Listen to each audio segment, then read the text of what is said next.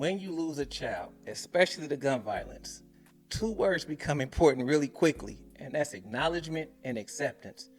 And ever since we lost Nana unexpectedly that night, um, everybody is trying to get us to accept the fact, and that creates a problem for me because I don't ever really be able to grasp that concept. Look, when this situation first happened, I went and sat down and talked to a few therapists, and they all were trying to convince me that the only way to start my healing process was to accept the fact that my child was murdered, and I just simply can't do that. But after talking to them, it forced me to go do my own research, and it only took me a couple of short weeks to figure out that to learn and understand that acknowledgement was all I needed to begin my personal healing journey. While I understand that others may need acceptance for them to begin their healing process, all I needed was acknowledgement. And I'll admit here that during this research process, I learned that acknowledgement and acceptance both have their own place in the healing space. But let me tell you how I understand it too. First, let me go with what I know. Acknowledgement. I believe that simply by me being strong enough to acknowledge the fact that Nana was murdered and not be in denial about that, that allowed me to actually start the healing journey. But what has sustained me on my healing journey through grief is the fact that I learned that grief includes both negative and positive emotions. So it's okay for me to be joyful and angry, frustrated and optimistic, happy and sad, confused, and any other emotion that I may experience on my grief journey.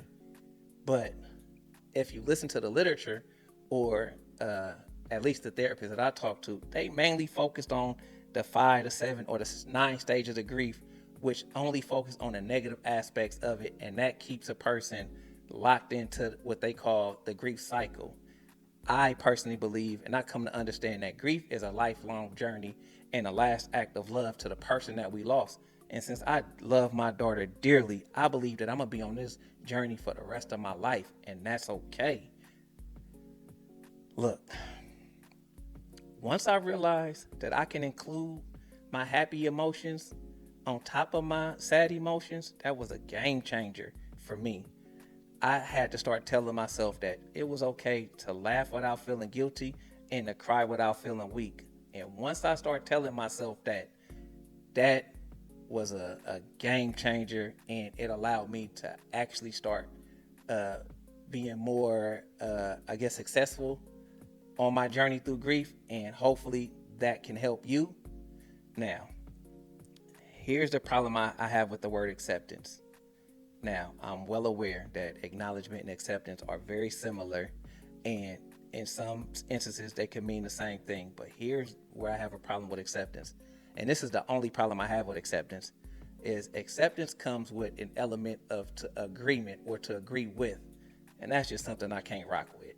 And here's why I put up the argument that grief is a very personal experience, and it's up to the person that's experiencing the grief for them to be able to process it however they see fit, that keeps them safe and sane. And with that, we can agree to disagree. But let me share with you a few proven strategies that I use to actually get me through the tough days on my grief journey. One, this is the most important one and the most powerful one that I believe, is I am intentional about being self-aware every day. Every day I wake up and be intentional on how my moods or how my thoughts and emotions are affecting the way I'm showing up. And and I understand that by me being mindful of that, I'm in control of that. So that is the most powerful thing that I can do in the moment. Two, I exercise self-care. Like I practice self-care through exercising 3 to 5 times a week. I read, I meditate. But I believe the most important thing on my self-care is being able to talk to somebody in my circle of influence and actually discuss how I'm feeling on that day in that moment and being able to bounce ideas off of them, as well as listen to whatever they may be experiencing in their day, because life is life for everybody, and everybody needs somebody to talk to. And it's not fair for you to call somebody and just dump all your problems on them without allowing them to dump some on you, and y'all help each other out, and it creates a sense of purpose in both of y'all, and help everyone involved get through their day. Now, let me think. What's the last one I'm gonna share? Oh, got it. Gotta practice an attitude of gratitude. Like I said, life be lifing, and life gets heavy and it moves fast. But slow it down. Focus on three or more things that you can actually be grateful for.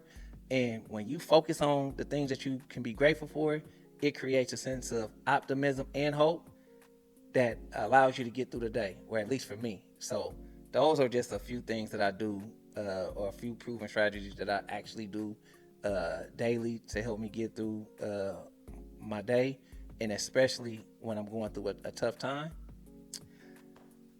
So look, if you're a parent that has lost a child, especially a child to gun violence, my heart and prayers are with you. And it's only now that I can pray that by me sharing my experience, that you can find something that empowers you, inspires you, or at least encourages you to keep going and not give up today. And that's just the best I can hope for. My name's Darren Bedford. I'm the host of the Pain and the Purpose podcast. And if this message resonates with you, go ahead and like and subscribe to the podcast.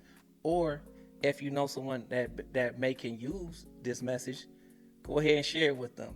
I greatly appreciate it. With that being said, have a blessed and stress-free day, because you definitely deserve it. I love you. Peace.